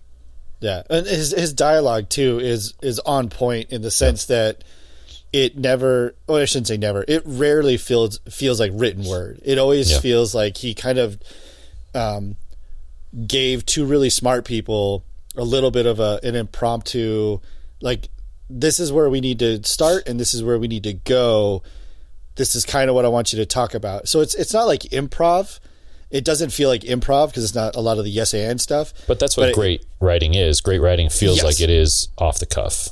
Great, because everybody thought Arrested Development was an improv show when it first came out. People were like, how do you guys come up with all this stuff? How is it so improv? They're like, it's not improv. It was written. Like every single word is written. Well written. Yeah. That's what real writing does is, but his stuff feels like poetry, and it feels like it's sort of that Shakespearean feel where if you really sit and watch Shakespeare or listen to it, it makes sense, and it doesn't feel like iambic pentameter because it's intensely thoughtful. And so then you start wondering, why don't we all talk like that? After I watch a Tarantino film, I feel the same way. I'm like, why don't we all talk like that? Why don't we all have that same level of intelligence when we speak?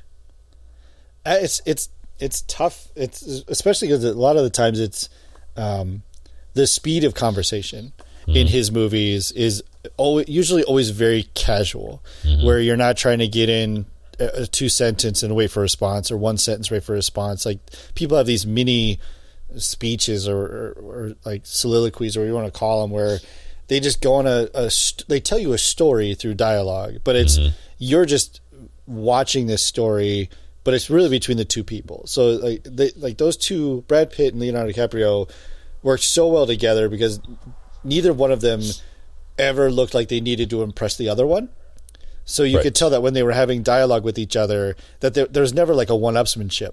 Nope. They were both like, we're on the same plane here, guy. So I don't have to try to upsell you in this dialogue, or anything like that. So it always just feels super, super natural. I think that's what is hard too, especially when you have even with like the younger actors, like the scene in the car when he makes them back out and they're parked on the side of the road. Two of those actors, well, the one actor, I don't know his name, the male actor was in the Shannara movie, or the Shannara show, but the girl in the back who freaks out and takes off is Maya Hawke. That's Ethan Hawke and Uma Thurman's daughter. So that she's gone through training and whatever, but the other two actors have probably done a lot of work, but not big mainstream I don't live in Hollywood type work. So, but their little 4-person interaction was amazing, just because of the content that they're trying to cover, and then also developing this the character of the Manson family too, of the everything they said just kind of didn't sound crazy, which, if you think about what they were trying to do, is psychotic. But it sounded like something someone would say in the 60s. It sounds like someone who was just super anti-establishment would say and do. And it's still how people feel about people, who are wealthier or whatever else, or cops or whatever. It still but it sounded culturally relevant, but especially for the time. I thought that was pretty well done. Yeah. And especially like when it happened, we weren't alive. So all of our reference to that dialogue is through media of some form. So for the fact that it was written to the point where it didn't feel like Broadway show type, like it felt like real human dialogue. Well, because the subject matter, they're talking about, oh, is that guy? I had that lunchbox. So he brings it down to just a very simple, relatable. Absolutely. There's something about what he creates on set, and how he gets the actors engaged, and how he casts things that just makes for a movie of a bunch of people that you feel like just are really, really living there, and that have that perspective. I don't know. It's a totally different feel from a lot of films that you don't get that sort of, you don't feel like any of the characters or any of the actors are disjointed from each other. They all feel just so organic and so real and so alive. Even the scene with Damian Lewis, because he was playing Steve McQueen, right? And having the conversation at that party, kind of telling us, giving the audience, he's like, I'm going to explain to you who these people are real quick. Great way to do it. Also awesome to see Damian Lewis just pop up in a movie for 5 minutes and then disappear. So that was just cool. I mean, but even that scene, even though it's completely disjointed, they probably just shot that independently of itself on one night, and it just it was a one-off. But it was just so well done. 5 out of 5. Well, that's a credit to his storytelling too, because there's a million different ways to introduce the Roman Polanski and Sharon Tate relationship, but to have, and then what was even cooler about that with the Steve McQueen character was when Timothy Olyphant is talking to Leonardo DiCaprio before they get started shooting, and he asks him, he's like, I heard a story that you were almost in The Great Escape, and then they cut to like footage from The Great Escape with DiCaprio cut in. It's like, what an amazing just like script awareness to introduce Steve McQueen. Everyone's like, I know Steve McQueen, and then in your brain you're like, what are great Steve McQueen movies? And then to later then bring one actually into it in discussion, and it's super good. It was just really, really good. But to the way that's happening, and he's like, nope, I don't know what you heard. Right. Not really. And then there's all this footage of him. Yeah, I never showed up, didn't even get in costume. Yeah. It's like the Back to the Future, what's his name, is Marty at first. Yeah, right. Yeah. Eric Stoltz. Eric Stoltz. Yeah. Mm-hmm. That's what's fun about movies from that era. We still have some of that, but it's so much more accessible now, where there's special features, there's YouTube, there's all this stuff. But like when we were kids and we heard that they had shot scenes with Luke and Biggs on Tatooine, and it was just rumor, and it wasn't until like the mid 2000s that it was somehow mastered and put out. And now we don't have that sort of level of secrecy, but back then, definitely. And you never knew who you're listening to. A lot of podcasts where a lot of older actors talk. I'm listening to one with Angelica Houston right now, and it's amazing because she's talking about, because her dad's John Huston, and her first movie was a movie with him directing. And just to think of the history that she's seen in Hollywood and all of the all the gigs that she was supposed to do and didn't do, or wanted to do and didn't do, and just things like that she was a fledgling model at one point, and she wasn't getting the jobs that she wanted to get. And it's just like thinking about all these cut scenes and things that ended up on the floor that all these super famous people used to do back in the day. It's cool. So that's what that felt like, was here's this guy who was just like almost famous, he was, but he's just like, he could have been Steve McQueen, but he wasn't quite Steve McQueen. That was part of his fury about, I own a house here, I live here, was I gotta somehow prove that I'm legit, that this is really where I belong. Right. Mm-hmm. Well, even like it's disturbing, but that giant painting he has in his driveway, that they do that great pullback on. It's like, of course he's got a giant painting of himself. In his driveway. Exactly. I love that too. Like whoever he contracted, but to do those old timey posters. Yeah. With good. him in it, like the one with Telly Savalas.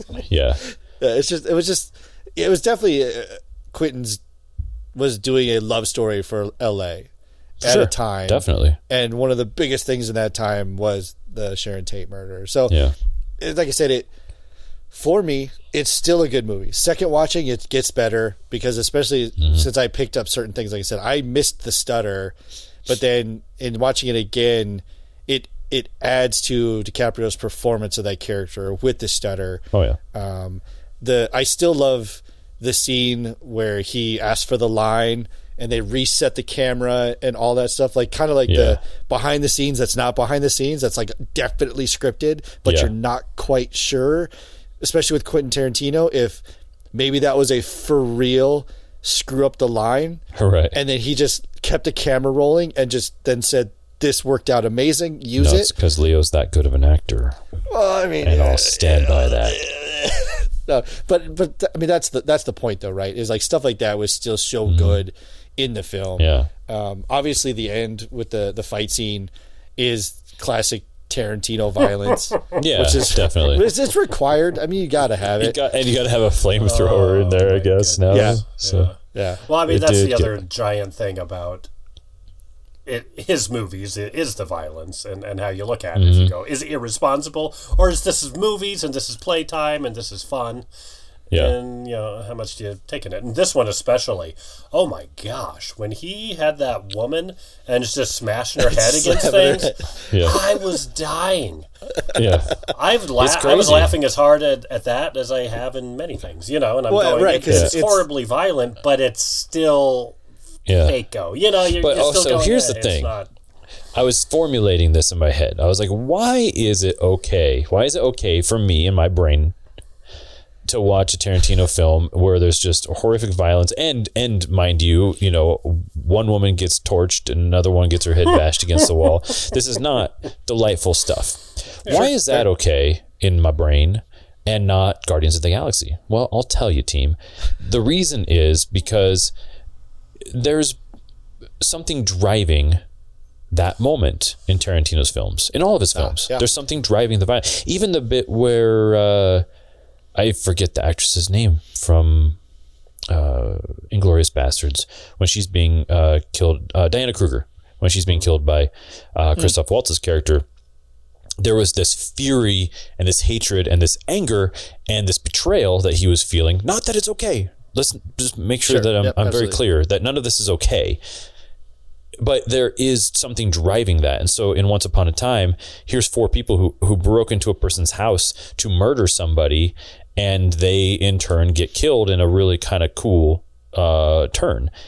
Whereas in Guardians of the Galaxy, let's just kill people just for the sake of doing it and then tell everyone it's basically a kid's movie. That's what I don't like about it. No one's taking their 12-year-old, their 14-year-old, their 16 or 18-year-old. No one's going to Once Upon a Time in Hollywood going, let's go, kids, let's take the family to see a film.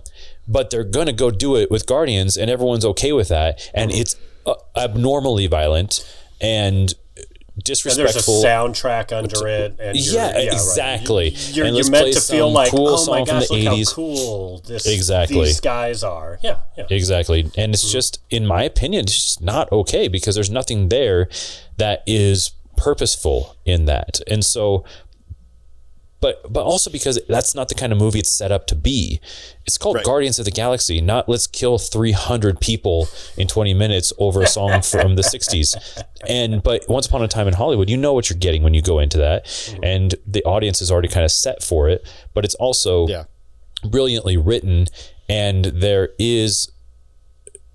Tarantino is a master at motivation. He creates through lines and stories that very few writers are able to do, and then he gives you that payoff in ways that very few people do. Whereas it's not like that in the Marvel movies, and mostly the Guardians movies are the ones that I really specifically really dislike, because they're just so gratuitously violent in that respect. So that's where I'm at with it. I think it's just because everyone considers the Marvel films like for kids and for young adults and stuff, and I feel like those are probably more harmful than anything Tarantino could ever make because of that fact. Well, yeah, I think they're trying to parlay it off with it's fantasy violence, right? Which is versus like the Tarantino, where it's they're in an earth-based home, using guns, knives, and a can of dog food. But see, I disagree. So they try to parlay it off as, and I think it actually even says, if you look at the ratings warning, I think it actually does say like sci-fi violence or something like that. The MPAA ratings. So like they're already starting to parry it off into like, oh well, it's not like there's blood, but it's space blood. Like, that's not it's Klingon blood. It's fine. It's totally different. Yeah, they're fine. Well, same thing with I watched The Gentleman the other night. Yeah. And I mean, Guy Ritchie is just, every time I watch one of his movies, I'm like, I'll never be you. But same thing. It's violent. Yeah. But it's strangely respectful. Like, it's brilliantly done and just not just written as a set piece. And I feel like that's what everything is in modern sort of sci-fi fantasy world. It's just big set pieces that they need to pay off with a whole bunch of violence because they don't know what else to do. I mean, there's a place for it. They're absolutely, because I look at like the Fast and the Furious movies, where like the first two started off as plausible street racers doing stuff, but like the last 4 are just like wonderfully ridiculous. So let's abandon science, let's abandon physics, let's abandon chemistry, let's abandon planes inertia, on parachutes. Like all this stuff that is just, it's crossed the line, it's crossed the uncanny valley into like ridiculousness. Yeah, there's a giant wink. There's going, okay, you get the genre we're playing with. You get the shots that we're going to homage and mimic. We're going to make it ridiculous. We're all going to have a good time. And that's what, right. Like a submarine popping out of a frozen lake, and they're shooting torpedoes at cars, and they break through and they throw them around. Like, hey, that's not how any of that works. Awesome. But that's the thing, though. Sounds awesome on paper. Awesome in the truest sense of it inspires awe. It's awesome. Right. But that's as far as you should ever take it. Yeah. but not everyone can make that delineation. Not everyone can make that mental line break in there. Mm-hmm. So that is where it becomes dangerous. Yeah. I think I was watching. It's happened more than once. I can't even remember what movie it is now, but I watched it. I walked into a movie. Oh, I think it was Jojo Rabbit, and parents brought young kids into that movie. So you set your timer for when they're going to walk out. You're like, go. That's the thing. Like, especially here, and I know it's not unique to Las Vegas, but a lot of times I just have to laugh and be like, that's going to be a fun conversation later right. when you explain this stuff. Because even there, I mean, it's not just necessarily like the violence or Nazi propaganda stuff. Like, I've seen horror movies where parents are bringing young children. Mm-hmm. I've seen very sexy movies. I don't want to say adult. I've seen sexy movies where like there's a lot of sexy adult time that's going to happen in this movie. Why is that 7-year-old in here? Right. It's funny, people's like filters and barometers. And I have another story. I'll be quick too. I was on an airplane and there was the movie The Heartbreak Kid with Ben Stiller, where he's in San Francisco and he gets married and his wife leaves him at the altar because she went to Mexico and was banging the whatever, right? This guy's on his laptop watching it on an airplane, and in the movie, Ben Stiller then meets Malin Ackerman and has very visual, gratuitous sex scenes, like 2 of them. And we're on an airplane, and there's this guy, and he's got 2 kids next to him who are definitely not his children. And I wanted to like tap him on the shoulder and be like, okay. You might want to, in about 5 minutes, you're going to want to close that laptop because, yeah. But that's the thing. Like, he probably didn't give a shit. Didn't even care. Mm-hmm. I was on a plane once with a guy. This guy, I was on the aisle. Guy is in the middle with like a 1-year-old or so on his lap, and then the guy next to him is reading Maxim, and the kid's like reaching out to grab the magazine, and it's just it's your normal centerfold or whatever. And the dude with the magazine was like, "Oh yeah, you like the colors?" And I was just like, "That is definitely not the colors he's looking at." But I mean, maybe it was. I don't know what a 1-year-old's processing visually, but it was just a funny sight. But the dad was, we were all like similar ages, so it wasn't weird for any of us. But it was just kind of like, I guess I have to just enough shame to not want to read Maxim on an airplane, I guess, but that's just me. Well, that is a very funny, interesting segue, because if I clip my toenails on the plane, monster, I don't mind that. That's fine. You can go. We were talking I don't know if it made it in. We were talking about the Playboy. It's going in. When you go to the airport and you go to the like the Hudson News or whatever, they still have that top row of adult magazines. But again, to your point, who goes into an airport, hits up a Hudson News, and be like, you know what? I don't have the April penthouse. I need to spend $12.99 on that. Yeah, and you buy it, and then you take it on an airplane, and what? Yeah, you're not going to pop it out and then be like, oh yes, I'll have peanuts and a Diet Coke. Like, that's not a thing. No, but I guess it's for later or something. But it's always been really, really funny to me that I mean, granted, before events, anybody could walk into an airport, and mill around. So you could have general. I remember when we were in middle school and we went on that DC trip. There was a guy trying to sell us obviously stolen gold chains inside the airport. Right. He had like a newspaper, and he had these gold chains like wrapped up in this newspaper. It was like $5, and we're like, no, okay. But like anybody could go to an airport. So that having available items like that in an airport made sense. But nowadays, like, it's not just the general populace walking through an airport. Like, how, again, who's going, let me reach on the 8-foot tall shelf and pull down the discreetly wrapped packaging, and then like putting a Snickers bar on top of it, like, I'm a normal consumer. That's a weird thing too, is the selling bootleg stuff. I was coming back from my own trip to the airport, and I stopped at a gas station, and as I was filling gas, this guy in very like heavy, what sounded Italian accent, it was like, can I ask you a question? I was like, yeah, of course. He goes, which way is the airport? I was like, oh, it's just just hop right back on Pena and just follow the signs, and it'll get you right there. We're only like 5 miles away. And he was just like so like thankful and gracious, and I was like, yeah, you're welcome, man. Like, he goes, I'm just here for convention, like da. Had a great time. I was like, awesome, nice to meet you. He goes, goodbye, bye. I go inside, get a couple things, I come out, and he like calls me over, and I was just like, yeah, what's up? And he starts to talk to me, and he starts showing me these boxes of cologne and perfume. And I'm thinking, like, at first I'm like, oh, maybe he just feels really thankful I give him directions to the airport. I don't know. I haven't given directions to anybody for anything in so long, I forgot that was weird. And then he proceeds to try to sell me the cologne and perfume at a discounted price, of course, because he didn't want to pay for duty free or whatever, taxes on it. Yeah, he didn't want to pay for taxes on it. And so I was just like, no, man, like, I really appreciate it. And I was like, honestly, dude, I just thought you needed directions. I'm kind of bummed out now. Because I was sad that I was bummed out that I thought I was just helping a guy out, but turns out he was playing the long game on me to be. It didn't work for a couple of reasons. One reason is just because I don't wear cologne or perfume anymore, and the other reason is because you typically don't ask some. With you. Yeah, right. 100% the dark chocolate Axe. You don't ask somebody for a thing and then ask them for another thing. Usually. Yeah. Well, right. Because if he had come to me and said, hey, can I get directions? And I gave him directions. And then I said, hey, come here, I got some cologne to sell you.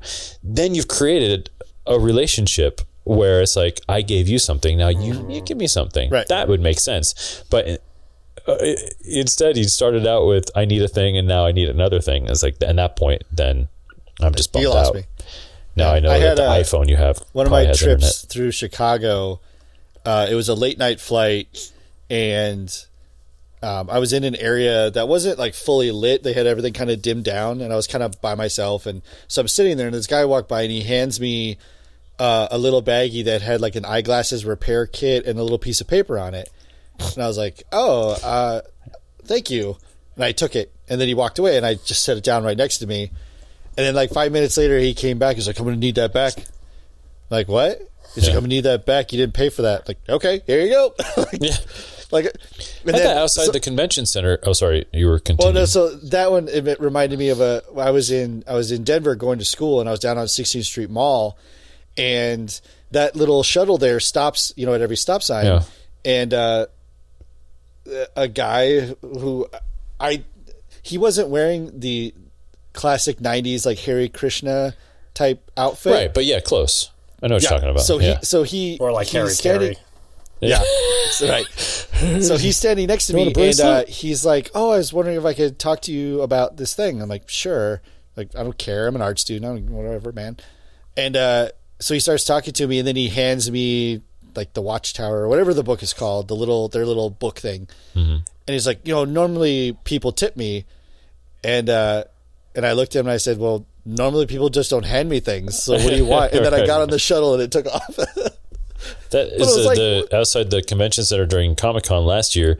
I was walking out, and it was Tibetan, there's Tibetan Buddhists that have like the little bracelets, and I'm walking by, and he smiles, and I smile, and then he opens the bracelet and he puts it on my wrist, and I was like, thank you, and I just kept on walking. And he goes, no, and he opens the book and he goes, donation. And I was like, well, I would have given him something if I had cash, but cash, I don't even know the last time I had green money in my pocket. And so I was like, same thing, where I was like, oh man, I'm really bummed out. I mean, here you go, like, good luck, but just give it back. You put the bracelet in the bucket and be like, here's a donation. Yeah. What is that about, though? I mean, what is the deal with giving you something, and then because it happens on Hollywood Boulevard too. Guys will physically put their CD into your hand, and you just be like, thank you. It has to work enough. Probably on tourists that come from, say, I don't want to just say middle of America, but from places where people don't experience that and have long conversations every day with the same people. And so when they go and visit some place, somebody does that to them, and now they feel like they're going to be a jerk if they don't give them money. Yeah, I have to. So it's a trap for people that just It's not about being savvy. It's just like, I've lived in Boston long enough. It's like someone tries to talk, I'm just like, it started no, I'm busy. Outside the Chinese Man Theater. They had the people dressed up, and you could take your picture with them, but then they'd ask you to tip. Well, that's now bled into Las Vegas, not like last year, but within the last 4 years, that bled into Las Vegas. Over by the mall or the fashion center or whatever. Yeah, but it's gone through this interesting evolution where the first time it showed up, it was on Fremont Street, and everyone's like, oh, well, Fremont Street's a little different, that's fine. Yeah. So, but you had to tell guests that you were with, like, hey, no, unless you really want it, don't engage. Like, don't have your friend take your picture with them and walk away, because the way that it evolved in Vegas was people were doing that, and then these people were basically hounding visitors, saying like, no, man, I don't do this for free, this is my job. Like, and they were making a bad visitor experience. So then they started adding plainclothes officers that would then basically monitor it, and now they have what is effectively like retail space. Like, you rent a small yellow sphere that you can stand in, and you cannot leave that sphere, because it was but you're right, like people that say like, oh my gosh, look, it's Spider-Man and Superman standing next to it, they're like, Harold, go over there and get your picture taken with the superheroes, and then they go over and then those two guys are like, where's my money? This is my job. I don't do this for free. It feels they're like hounding people. Disneyland, because you're there, and maybe it's when you see Mickey Mouse at Disneyland, it's okay to take a picture with him and then not tip him because he works there. But that's where people were getting confused. I think we're at a point where people are getting used to it, but it's like borderline. Oh, it still happens. You can still see it. Like when you walk around the Bellagio fountains, when you could still come here, that's another new congregation spot. And they've got, showgirls and all that kind of stuff going on there. You can still see people being like having, I'll call them aggressive negotiations with these people about taking their picture, and because some of them have strayed away from the marketed like Superman, whatever. They've invented their own characters, so that they can be like, hey, this is art, and you've taken a picture of my art without my permission, and they hound them. It's rough. It does make it bad. I'm speed walk guy. Give me my money. I will speed walk you down. You can't get away from me. I always hated that. I hate going. Obviously never really had a reason to go to Hollywood Boulevard unless people were visiting. But the last couple of times that I had been there, it's just like, I don't want to deal with it. It's just annoying because the people are so like obnoxious about it now. But it used to be a thing, a legitimate way to make money when you lived there was to be I remember superhero. We went down there. You could actually make some cash doing it. But it's I guess I wonder what they're doing now. Probably not much. Probably kind of rough for the street performers at the moment. Gig economy, right?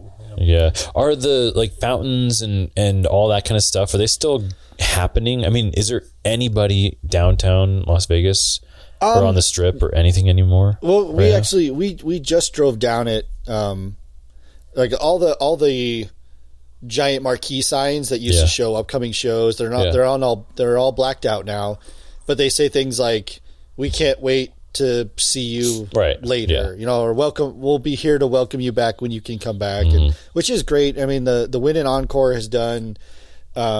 They've and they're not the only ones, but they're the big ones where they wrote like Vegas Strong and then have a heart in the lights of the hotel rooms. Oh, gotcha. Some of the other ones have done like words in the lighting and stuff like that. But there are still people down on the Strip because some of the places are still open, like Walgreens, and oddly enough, just one block outside of all the casinos, there are apartments and like people live. Oh yeah, for sure. One block outside, and like the Walgreens on Las Vegas Boulevard is probably somebody's Walgreens, like their Walgreens. So like that stuff is still open. There is police up and down it now, just monitoring. Just basically monitoring. They don't want it's for security. They don't want people causing violence or breaking into stuff.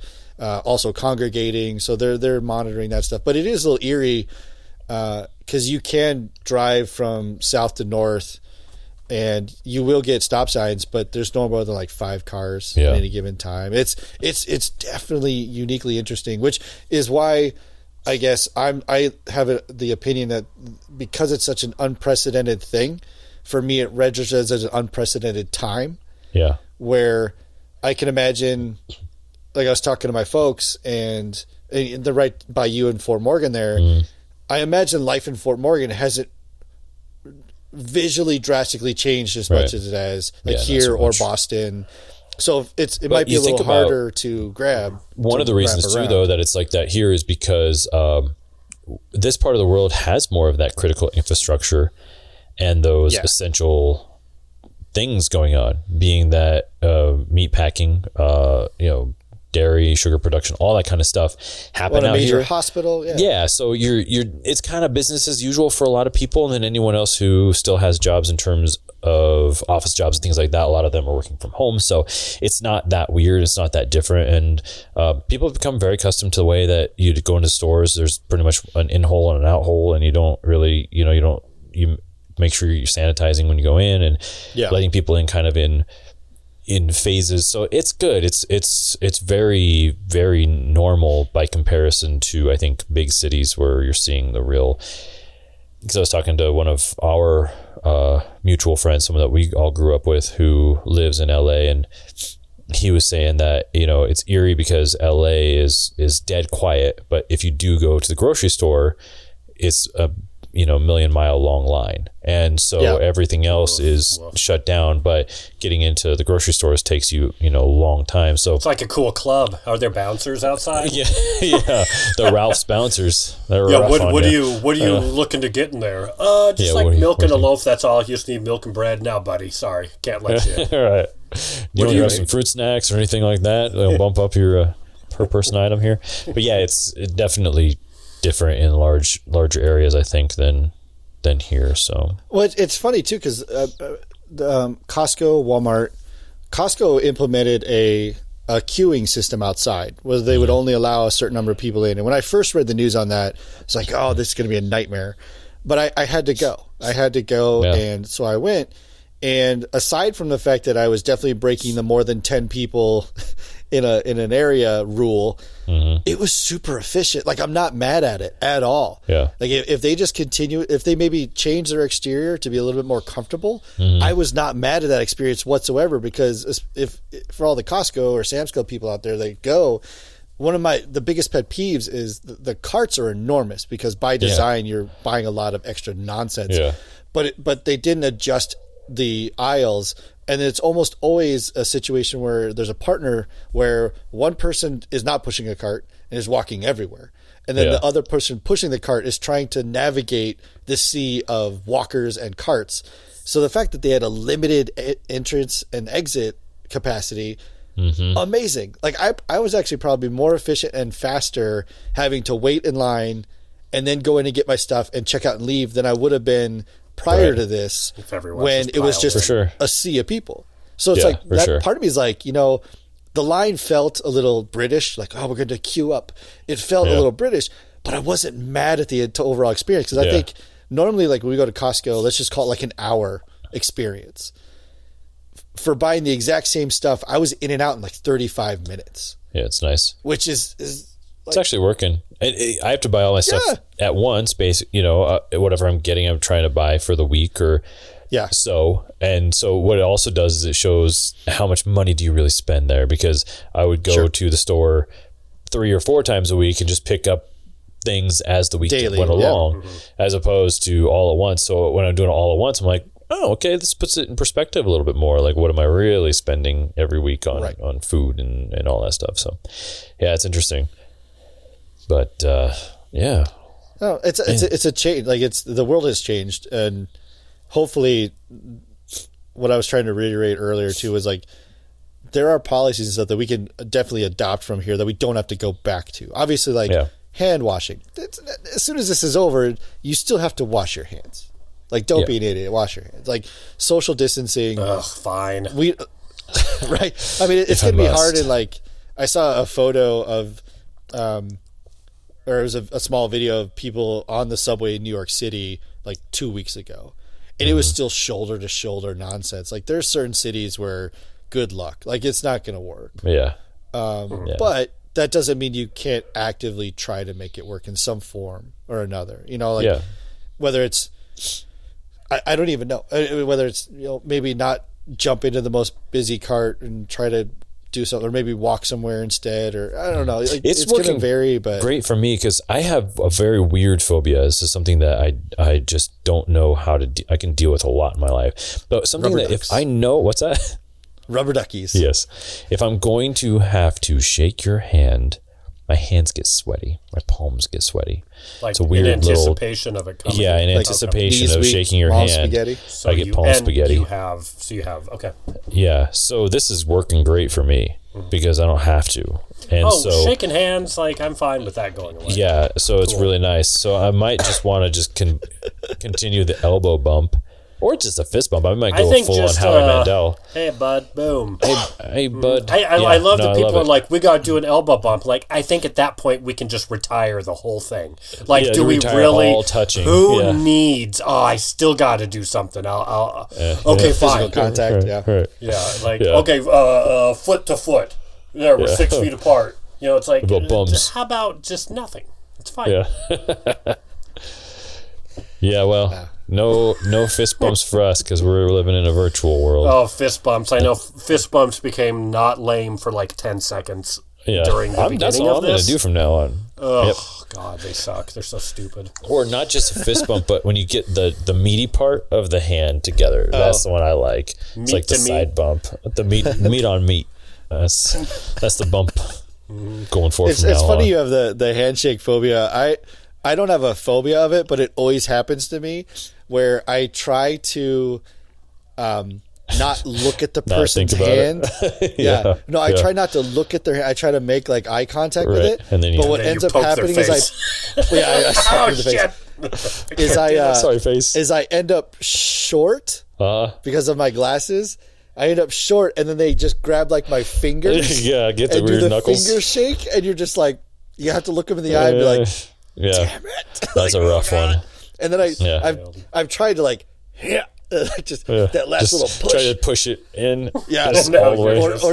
Or even do like the stop shaking the hand. Yeah. So maybe they'll readjust. But by that point, it's all super awkward. So that's my thing, is that I have to do like a deeper dive.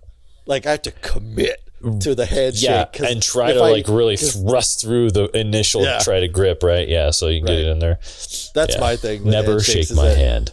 That's fair. No, don't be timid. I've had it happen to like very important people that I meet for the first time. Yeah. And you give them that handshake, and I would power through the I would handshake. prefer just Oh to no, hug you, I did really. this. Oh no, I did the up. Your hands are sweaty just thinking about it. Oh man, pretty gross. Yeah. I think we should just do the Wakanda thing.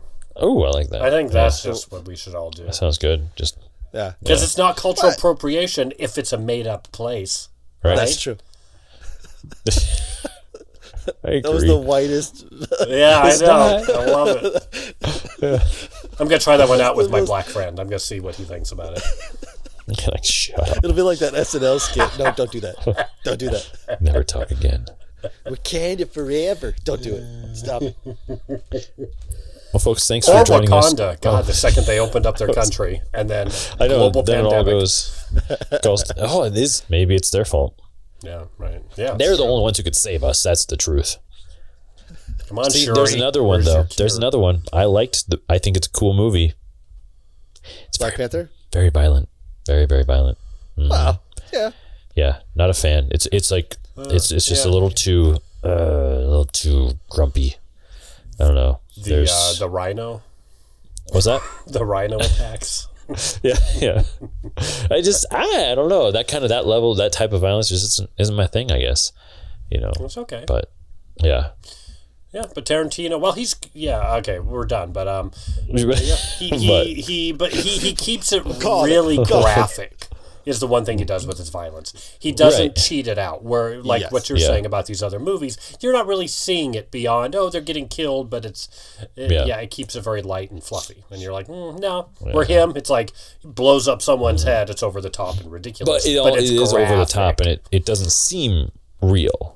Right. Because there's a certain point at which when, Brad Pitt's bashing her head into the wall, where it starts to look like a doll, and he does that. It's kind of his thing, is he makes it look cartoony to a certain extent. Yeah. So it kind of turns it just a touch. So, yeah, I could go on and on. So hopefully next week we might have a special guest. We'll tease it just a little bit, but we might have a little special guest. Who knows? No, not a real one this time.